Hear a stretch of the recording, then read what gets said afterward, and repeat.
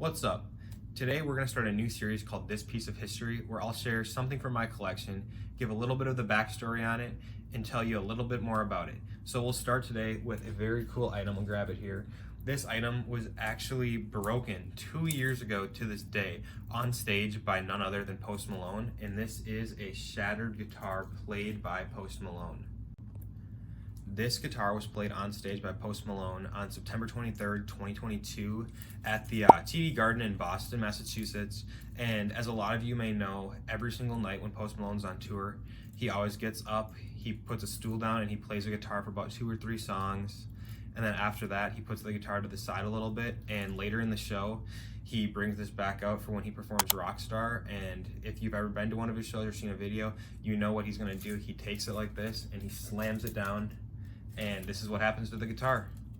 So I was able to buy this actually from a seller on eBay who was lucky enough to be handed the guitar by Post after the show on that day. And I'd been looking for one of these for a couple months, kind of on and off, but kind of had always known that I was going to pick one up at some point, but was really digging for one when he went on his 12 Karat Toothache tour in 2022. And I had seen him maybe 2 or 3 weeks before, and I just really wanted to pick one up from this tour as kind of like a memory from that. So I was able to acquire that, and the buyer actually had a video of him talking to Post Malone on stage. He was in the pit and Post was on stage, and he was able to hand the guitar off to him. And here, I'll put the video in right here. Well, tell him congratulations. Yo, I'm gonna make the sickest reels on Instagram. I'm gonna hit you up. Look for me. So you probably noticed in the video that the guitar actually had like a bottom piece too, and he signed that. And the story on that is when I bought this guitar, it went for a little more than I was hoping to pay at the time. And I kind of rationalized that by saying, hey, this is just connected by a couple cords. I could trim these cords and I could sell the bottom half that's signed by him. I've got video proof of him signing it and handing the guitar off. I can kind of photo match it. And while that was happening, I was able to find an auction house actually, and they were very interested in it. And we were able to do a deal, and I was able to sell the bottom half for pretty much what I paid for the entire guitar. And overall, I think both sides were happy. I definitely am happy I got to keep this. This is one of the coolest pieces in my collection, and I have this on the wall. I get to look at it every single day. Yeah, overall, super happy with it. It's cool. Someday I want to get it signed by Post. I don't know if it'd be best to like get it signed up here or like on one of the frets, but honestly, maybe right there might be the best spot.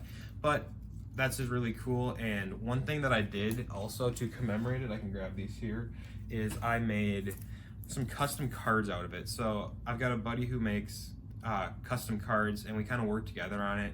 We were able to make a card, and so little backstory on the card.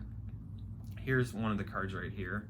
So I took a piece of the guitar, as you can see. I'll try to get that to focus. Authentic guitar relic on the inside. It says Post Malone, and then it says TD Garden, Boston, Massachusetts, 9/23/22.